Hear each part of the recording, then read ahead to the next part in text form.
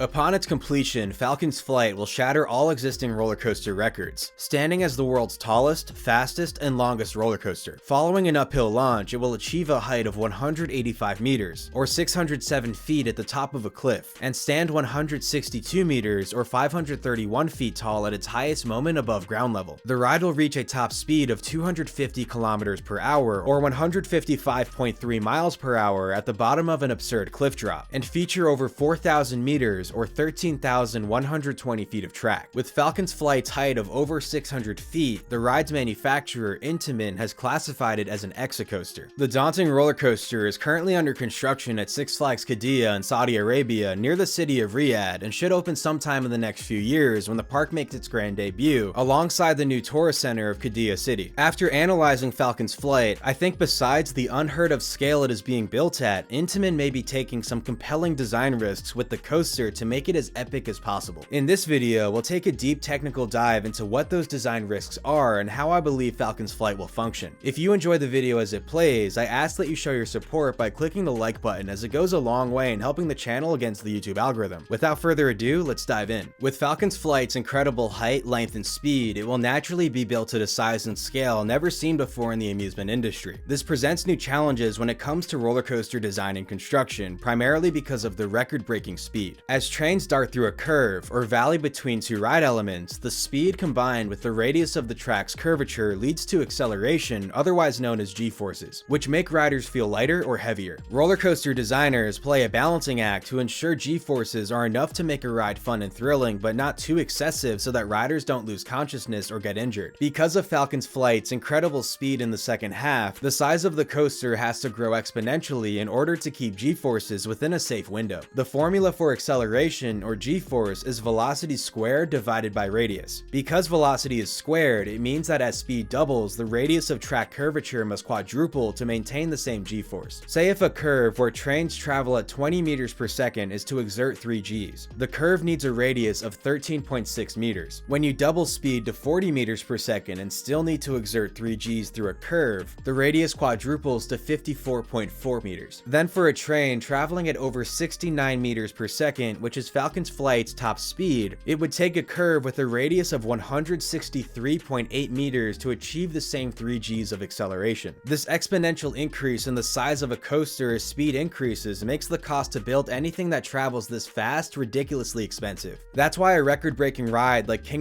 City's Six Flags Great Adventure features such a short layout. The tremendous ride elements demanded for trains traveling so fast leads to an exponential increase in the amount of ground a supercoaster will occupy, requiring more land surveying and site development work, an increased number of concrete foundations to support the ride, which all need to be designed and constructed, and a greater amount of track and supports that also need to be designed, fabricated, and constructed. It's taken the money of the Qiddiya Investment Group, which is 100% funded by the Public Investment Fund of Saudi Arabia, to make Falcon's flight happen. Even with the existence of Formula Rossa at Ferrari World in Abu Dhabi, which is currently the world's fastest roller coaster at 240 kilometers per hour, Falcon's flight should be the first time we see a roller coaster take true advantage of its top speed and feature ride elements that were designed to handle the incredible velocity. While Formula Rossa reaches nearly the same speed that Falcon's flight does, its record-breaking launch leads directly into brakes that slow each train into the rest of the layout. As far as I know, Falcon's flight's second half will feature no brakes until the final brake run, and the size and radiuses of its ride elements and the promotional materials certainly seem to support that. And with the ride's staggering size, the correct application of G-forces through the ride's second half should be quite interesting. Because Falcon's flight's ride elements are at a larger proportion than most roller coasters, I'm curious if the ride will feature a reduced number of positive G-forces than what are typically found on Intamin's more intense roller coasters. There are international standards for G-force limitations recommended by ASTM International, which is an international standards committee. ASTM International Committee F24 focuses on amusement rides and devices, and have a recommended standard for G-force limitations as shown here. They recommend that 6 Gs only be sustained for 1 second at a time, 5 Gs only be sustained for 1.5 seconds at a time, 4 Gs only be sustained for 4 seconds at a time, and 3 Gs only be sustained for 11.8 seconds at a time. From my understanding, Intamin follows ASTM's G-force limitations with their roller coaster designs. Many Intamin roller coasters will exert a positive 4 Gs in the valleys between ride elements because 4 Gs is sustained for less than 4 seconds. But with Falcon's flight requiring longer valleys between its ride elements, 4 seconds per valley may not be feasible. Based on ML Design's pre-creation, which mind you seems to be very accurate, the transition out of the ride's signature camelback takes 5 seconds. And the high-speed overbank turn, which looks to be decently forceful, should apply positive g-forces for 8 seconds when you factor in the pull-up into the element and pull-out leading into the following speed hill. Now, sustained moments of positive g-forces this long are nothing new, and even Intamin's Millennium Force, which opened in 2000, exhibits a long duration of positive g-forces between the forceful pull-out of the first drop into the first overbank turn. Like Falcon's Flight's overbank turn, I estimate Millennium's sustained moment is around 8 seconds as well. In the end, the application of g-forces on a ride the size of Falcon's Flight will probably be no issue. As like what we just saw when comparing Millennium and Falcon's Flight, another thing to consider is that even if the curves of a ride have to be bigger, the higher speeds of the coaster mean it should traverse a curve in the same amount of time that a slower coaster would on a smaller size curve. And even if many of the ride's large curves and valleys only sustain 3 Gs, because they may sustain 3 Gs for longer than what we're used to, the g-forces may feel even more intense than Intamin's shorter applications of 4 Gs. Kind of like when Nitro at Six Flags Great Adventure suddenly feels mega forceful on its uphill helix. I'm also very curious how the record-breaking speed will affect negative g-forces or airtime. Falcon's Flight looks to have very gradual and spread out hilltops where riders could experience zero gravity or perhaps even more powerful negative g-forces, like many Intamin roller coasters are famous for. But with the hilltops being so elongated, I've heard many roller coaster enthusiasts already insist that Falcon's Flight will have no airtime and be the next Millennium Force, which mind you does have airtime, but let's be frank, coaster enthusiasts can be quite spoiled. To this argument, I would absolutely say we need to wait and hear the results from actual riders once Falcon's Flight becomes operational. We also need to consider that as speed doubles, the radius of a curve quadruples in size in order to maintain the same acceleration or g-force. And since Falcon's Flight should feature no brakes following the epic camelback, trains will sprint over these low to the ground and spread out speed hills. For instance, I would guess trains will still be traveling around 160 kilometers per hour at the peak of this first speed hill. Let's estimate the radius needed to maintain negative 0.5 Gs at that very moment. 160 kilometers per hour translates to 44.4 meters per second. Plugging that into our acceleration formula and then solving for our radius, we get a radius of roughly 402 meters, which is massive. And if the ride were to reach negative 1 G at this moment, which I'm not expecting it to, but who knows, that would require a radius of 201 meters, which is still immense. So while we don't know the ride's exact speed at this moment, I think the math shows that high speeds require colossal radiuses. Personally, I don't think Falcon's Flight will be a forceless roller coaster, and regardless of the ride's intensity, we should be amazed at its truly breathtaking size and speed that is actually maintained over a significant portion of track, which up until this point was seemingly impossible due to lack of funding. But overall, I don't think the application of g-forces is a design risk with Falcon's Flight. The ride will feature 3 launches powered by EnDriveTech's next generation linear synchronous motors, or LSMs. Interestingly, each successive launch will yield a higher top speed than the previous launch. The ride will start with a launch lift hill similar to Maverick at Cedar Point, where trains are boosted up a shallow incline to an unknown height, but it's certainly a much larger hill than Maverick's launch lift hill. Next is an uphill launch that will accelerate trains to a speed of over 160 kilometers per hour. This will hurtle trains upward to the ride's highest point above the cliff wall. And the third launch is part of the ride's largest drop, taken down the cliff wall to help accelerate trains to their top speed of 250 kilometers per hour. Of the ride's 3 launches, I find this one to be the most complexing. More on that later. Overall, the ride will use approximately 700 of EnDriveTech's next generation LSMs. And according to Daniel Chopin, the vice president of design and development at Intamin, Falcon's Flight will have 6 times the number of LSMs found on Velocicoaster at Universal's Islands of Adventure. He also mentioned that over 600 of the motors will be water cooled, which will help them from overheating in the hot climate of Saudi Arabia. This means that inside the stators are cooling ducts where a cooling liquid is passed through which dissipates heat. This is a method of active cooling rather than passive cooling, where the stators would rely on the mixture of ambient air temperatures and a cooling surface placed on the stators to keep the launch motors from overheating. Powering the ride's 3 launches will be 92 megajoules of supercapacitors, or supercaps, also provided by EnDriveTech. If you've seen my video on Red Force at Ferrariland, then you know that EnDriveTech supercaps are the perfect pair to the company's LSM launch system, allowing for quick energy accumulation and dissipation to frequently launch trains at extremely high speeds. Falcon's Flight supercaps will be capable of outputting 11 megawatts, which is nearly 4 times as much as the 3 megawatts that Red Force's supercaps can output. And this is needed because Falcon's Flight could be launching more than one train at a time between between its 3 launches. Plus, the uphill launch up the cliff and downhill launch into the Camelback will probably require an insane amount of power. Falcon's flight will also feature Intamin's newest generation train for their LSM launching roller coasters. Similar to the new Lightning trains announced by Zamperla in 2022, Intamin's new generation train will be fully machined and feature no welds, making them far easier to maintain. However, I'm not sure if the chassis will be made from aluminum like Zamperla's trains are, but hopefully they are, as aluminum is super lightweight. And to prevent the need for riders to wear safety goggles, each car features a curved windshield to protect riders as they plow through the layout at demented speeds. While this seems like a neat feature, I'm very curious how this will affect the ride sensation of speed, as you won't feel the wind against your face and body nearly as much. And while it will probably be different than most coasters will feel, I'm going to guess you'll still be able to tell how fast you're traveling, as even when you're inside a fully enclosed car traveling way above the speed limit, you can certainly tell. And that's typically with the car driving in a straight line, not traversing the much crazier geometry of a roller coaster layout. Falcon's Flight's trains will be more like a convertible placed on one of the craziest roller coasters of all time. So even with less wind in your face, I'm sure there's still going to be wind, and I'm sure you'll still be able to tell how fast you're going. In another means to handle the ride's mental speeds, the road wheels are much larger than standard road wheels and have a diameter of over 16 inches or about 41 centimeters. By making the wheels larger, it means they require less rotations than smaller wheels while traveling at any rate of speed. Less rotations will lead to less heat, allowing the wheels to last longer, which will help immensely with Falcon's Flight's insane top speed. Top Thrill 2 will feature even larger road wheels that are 53 centimeters or nearly 21 inches in diameter. This might sound puzzling, but Intamin have come up with a neat rim design for Falcon's Flight's wheels, where the wheels feature spokes that when spinning will churn through the air, leading to cooling of the wheels. This, combined with the larger size of the road wheels, plus another cooling system that I believe will be provided in the ride station building, are all means to keep the wheels from wearing out too quickly, which is really important with the ride being located in a hot desert and traveling at record-breaking speeds. Falcon's Flight can operate 6 trains at a time, with each train holding 14 riders. With 6 trains on the track at a time, you would think Falcon's Flight would have a very high rider capacity, but that might not be the case if the ride's block zones are laid out in a more traditional manner. This leads into one of the design risks that I think Intamin may take with Falcon's Flight. For those of you who are unfamiliar, a block zone is a section of ride that only one train may occupy. At the end of a block zone is a method to stop a train in case the block zone ahead is still occupied. This is the safety system that prevents roller coaster trains from colliding with one another. I believe this would be the more traditional block zone setup of Falcon's Flight. First, we have a unique dual load station with each station track holding 3 trains each. Interestingly, only the most forward zones on both tracks will actually board riders. This is based off this plan sheet here that shows air gates only existing at the most forward zone. Thus, I'll call these forward zones station left and station right. I'm assuming the zones behind the load zones will be waiting zones where trains may briefly stack before advancing into the station zones. So I'll call these positions waiting 1 left and waiting 1 right. And I'll guess that the zones behind the waiting 1 zones are also waiting zones where more trains can stack. So I'll call them waiting 2 left and waiting 2 right. Working our way forward through the layout, when looking at this plan sheet, the block zone immediately out of the station features a transfer track that leads to a storage building capable of holding 4 trains. I'm going to guess that this zone, which I'll call transfer, will also serve as a hold position like it does on Maverick, where one train can be staged as it waits for the train ahead to coast far enough into the layout before proceeding. Next is what I'll call the launch 1 block, which is the launch lift hill, and will serve as its own block zone. Following is what I'll call the launch 2 block, which consists of the first drop and initial ride elements, the second launch up the cliff wall, and it ends at the crest of the 185-meter tall fan curve above the cliff wall. This leads into the small cliff top block zone that ends with the brake run before the cliff drop. What follows is what I'll call the launch 3 block, the ride's longest block zone. It consists of the behemoth drop down the cliff wall, the third launch, which occurs at the bottom of the cliff drop, and the remainder of the ride up until the final brake run. Based on this construction photo that shows this entire brake section is downhill, and also with the way Intamin tends to do things, I'm going to assume in our traditional block setup that this is the only block zone before the track switch into the dual station. Thus, this completes our traditional block zone setup, meaning a total of 8 block zones when looking at the layout in a straight line, or 11 block zones when counting the 3 block zones on each side of the dual station tracks twice. Now remember that Falcon's Flight has rather small trains that only seat 14 riders each, so to achieve a high rider capacity, the ride needs to be capable of cycling a large number of trains each hour. But based off the length of the launch 3 block and the more traditional block setup, I don't think this would be the case. Using ML Design's pre-creation of Falcon's Flight, which mind you is very accurate, I estimate that it takes roughly 80 seconds from when a train enters the launch 3 block to when it exits the launch 3 block. Thus, 80 seconds would be the bare minimum gap between trains, which means it's also the minimum dispatch interval, although in practice the gap should be extended slightly to account for speed variations. At an 80-second dispatch interval, that means 45 trains can be cycled per hour, and that number of cycles would be fine on a roller coaster that seats at least 20 riders per train. But remember that Falcon's flight only seats 14 riders per train. This yields a theoretical capacity of only 630 riders per hour, which for a super coaster at what is supposed to be a destination theme park isn't really much at all. For instance, Velocicoaster at Universal's Islands of Adventure, another Intamin multi-launching roller coaster, can theoretically achieve nearly 3 times that hourly capacity. Even Maverick at Cedar Point, a much older Intamin multi-launch coaster which only seats 12 riders per train, can theoretically achieve 936 riders per hour. And that's because it takes less time for trains to enter and exit its longest block zone, allowing more trains to cycle the track. To increase Falcon Flight's hourly capacity, I think this is where we could see Intamin incorporate some design risks. If you aren't familiar, Intamin is famous for taking risks, and it's one of the reasons why they're my favorite roller coaster manufacturer, as it's led to the creation of some really cool rides. And Intamin's willingness to take risks also led to the creation of Falcon's Flight. Now, what I'm about to say is of course my own speculation, as nothing has been confirmed by Intamin or any other involved party, but I'm pretty confident a design risk already exists in the coaster, which will make my proposed design risk an easy addition to the ride's block zones. The pre-existing design risk is the third launch built into the bottom of the cliff drop. At first glance, I assumed the third launch wasn't needed for trains to ride up and over the massive camelback, and it was purely to boost trains to a faster speed than Formula Rossa to secure the title of the world's fastest roller coaster. But after thinking about it, there's 2 major issues with this third launch. One is that the third launch is actually critical for trains to gain enough speed to ride up and over the camelback. The second issue is that when LSMs do not activate to launch a train, trains are not able to freely ride through the de-energized LSMs, as the launch motors act like magnetic brakes instead. If the LSMs do not activate to launch a train, it would certainly force a rollback on the camelback, and the train would valley to a stop at the base of the cliff drop. The fan curve following the uphill launch is the ride's tallest moment at 185 meters, meaning the cliff drop itself is lower than that at probably about 180 meters. The camelback is 162 meters tall, and at this height and scale, that's really not a significant difference in height. Like I mentioned earlier, I'd confidently wager that the third launch was implemented to essentially artificially best Formula Rossa's top speed of 240 kilometers per hour. At that point, the ride's inflated top speed was taken advantage of to build a taller camelback that would be more impressive both visually and statistically, as the camelback without the help of the third launch may have only been around the same height as King Naka's 139 meter tall top hat. Falcon's Flight will most certainly experience quite a fair share of downtime caused by various programming bugs, ride errors, or technical issues. Whenever downtime occurs, the ride control system will automatically stop the motion of trains using the various control points around the ride. Thus, the 3 launches will not activate if a train approaches. Say if a train were at the start of the cliff drop and approaching launch 3 when downtime occurred, the third launch would not activate. And since LSMs act as magnetic brakes when not energized, the train would be slowed down, leading to a forced rollback on the camelback, where the train would eventually completely stop at the base of the cliff drop. The major risk with this is that the third launch will need to be capable of relaunching a stopped train at the base of the cliff drop to ride up and over the camelback through a swing launch of epic proportions that makes the swing launch on Top Thrill 2 seem like child's play. If the ride is not able to rescue itself, then not only has Intamin built the world's most tallest, fastest, and longest roller coaster, but also the world's most unreliable roller coaster. If this were the case, each time the third launch acts as a brake run instead of a launch, the park would have to painstakingly crane the stopped train off the track, and this could be a daily occurrence that would leave the ride closed extremely often. But I highly doubt that is the case, and it appears Intamin and Drive Tech have built the ride to ensure it can rescue itself whenever a train stops on launch 3. In Intamin's promotional video of Falcon's Flight, while they never show the launch motors on the track, they denote where launch motors will be placed whenever the track spine supporting the running rails drops to a lower position. You'll find this on the launch lift hill, and also where launch 3 will be placed on the cliff drop. Note that the track spine drops shortly after the tunnel on the cliff drop and goes back to a normal position right after the bottom of the drop, suggesting this segment of track will be lined with launch motors. When trains stop at the bottom of the drop, I'm assuming a swing launch would begin with a small forward launch that allows trains to roll back into the launch track with a small amount of speed, similar to how Velocicoaster performs a swing launch when trains stop on its second launch. Trains are boosted backwards, allowing them to roll into the launch track with a slight amount of speed. On Falcon's Flight, that slight forward launch would lead into a much faster backward launch that would send trains pretty high up the cliff drop. And if the next forward launch applies enough energy, that would provide enough speed for trains to ride up and over the camelback. Otherwise, the second forward launch would lead to a second backwards launch, and then finally a third forward launch to send trains over the camelback. But regardless of the total number of launches, what is important is that Falcon's flight should be built to overcome this design risk and rescue itself whenever trains stop in Launch 3. I think this is a major reason why the cliff drop features such a long duration of a gentle sloping drop without a more interesting profile. Besides having to alter the pre-existing terrain, it's also to make both the regular utilization of Launch 3 possible, as well as give it the ability to perform a powerful swing launch. And with the probable ability of Launch 3 to rescue itself, Intamin can take advantage of this to improve the ride's capacity. In a more aggressive block zone approach, Intamin could separate the cliff drop and ascent of the camelback into a separate block, which in our more aggressive block zone setup, I'll call the new Launch 3 block. Then from the crest of the camelback to the final brake run will become the new service brake block. With this setup, trains would be able to enter the Launch 3 block and descend the cliff drop, even if the train ahead hasn't exited the service brake. Now, if the train ahead doesn't clear the service brake by the time the train in the Launch 3 block enters the third launch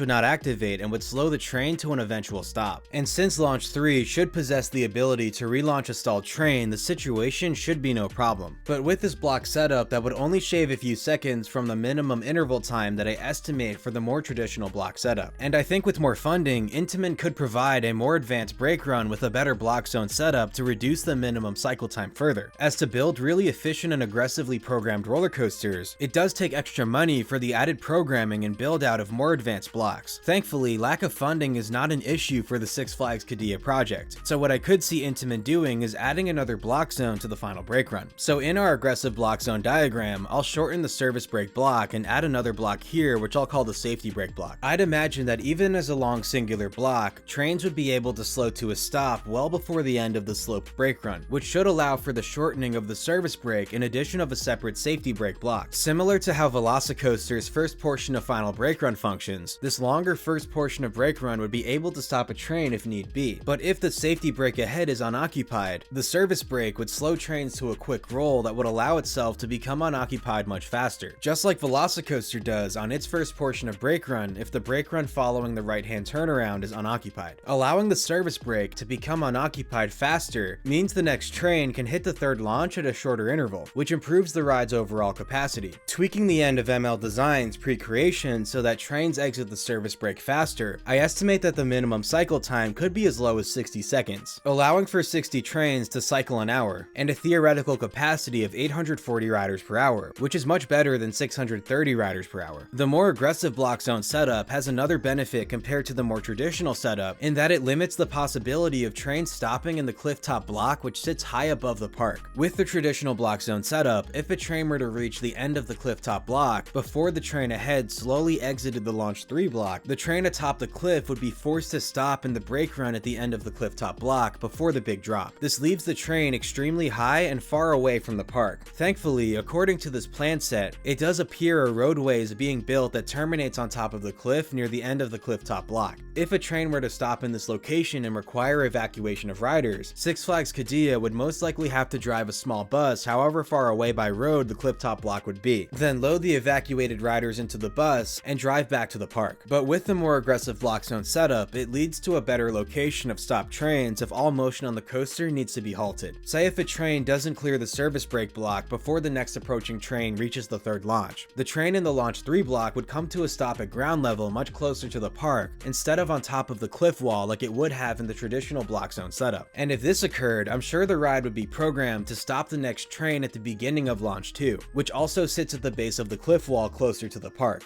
rather than still launching the train up the cliff wall only to have it stop in the brake run on top of the cliff. Now again, this is all my own speculation, so we'll have to see how things play out as we get more details and watch the coaster operate once its construction is completed. But I'm honestly fascinated to learn more about how this coaster will operate and what rider capacity it will be capable of. Something else I find puzzling are the inconsistent length statistics provided for Falcon's flight. Intamin's official fact sheet lists a length of 4,300 meters or 13,123 feet, but 4,300 meters translated to feet is actually 14,108 feet, and 13,123 feet translates to 4,000 meters. And then in Intamin's official promo of Falcon's flight, we see a length of 4,250 meters listed, which translates to roughly 13,944 feet. So the numbers are a bit all over the place, but one thing that's for certain is whatever the actual length is, the ride will without question be the world's longest roller coaster. And although the ride may have operational issues, when it is operating, I think we'll be looking at one of the world's best roller coasters. I have a feeling this Camelback will provide one of the best moments of sustained floater airtime ever, but we really should reserve our judgment of the ride's forces until people actually start riding the coaster and we hear legitimate feedback. Falcon's flight will haul through its layout at a speed that none of us have really experienced before, and I think it will be very interesting. With that, I'd like to thank you all for watching, and be sure to like the video if you enjoyed it, subscribe for more nerdy content like this, and comment below what you think of Falcon's flight and the whole Qiddiya project in general. I'll catch you all in the next one. Peace.